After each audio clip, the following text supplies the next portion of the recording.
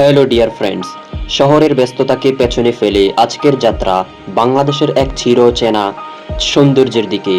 গন্তব্য সিরাজগঞ্জ। আর সামনে অপেক্ষা করছে বাংলাদেশের অন্যতম বৃহৎ নদী যমুনা। সামনে এসে দাঁড়াতেই যমুনার বিশালতা যেন এক মুহূর্তে সবকিছু থামিয়ে দিল। যত দূর চোখ যায় শুধুই জল আর আকাশ।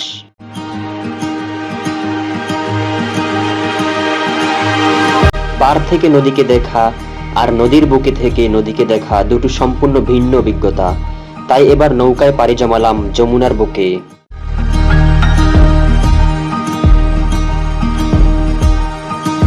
নৌকা যত এগিয়ে যায় ততই পেছনে পড়ে থাকে শহরের কোলাহল।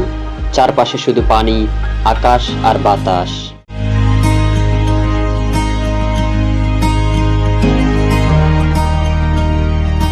কিন্তু এই বিশাল নদীকে ঘিরে শুধু প্রকৃতির গল্পই নেই, আছে মানুষের স্বপ্ন আর প্রকৌশলের গল্পও। আমাদের সামনে দাঁড়িয়ে আছে যমুনা সেতু এবং নতুন যমুনা রেল সেতু। এক সময় যে নদী দুই পারের যোগাযোগকে কঠিন করে তুলেছিল, আজ সেই নদীর উপর দিয়েই ছুটে চলে সড়ক আর রেল। সেতু পেছনে ফেলে নৌকো এগিয়ে গেল আরো কিছুটা দূরে।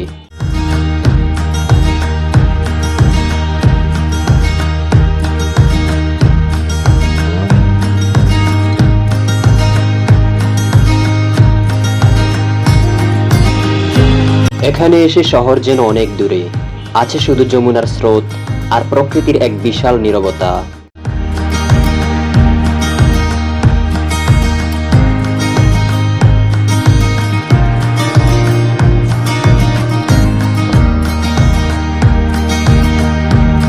তবে যমুনার গল্প শুধু সৌন্দর্যের নয়, এই নদী কারো জীবিকার উৎস, আবার কারো কাছে ভাঙনের ভয়। নদী তার গতিপথ বদলায়, তীর বদলায়, আর তার সঙ্গে বদলায় নদী পাড়ের মানুষের জীবনও।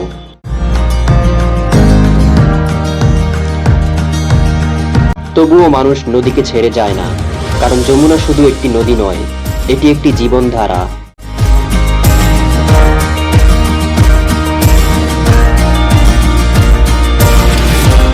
সো বন্ধুরা, সময় হয়ে এসেছে ফিরে যাওয়ার। নৌকা এবার ধীরে ধীরে ফিরছে সেই পরিচিত তীরের দিকে।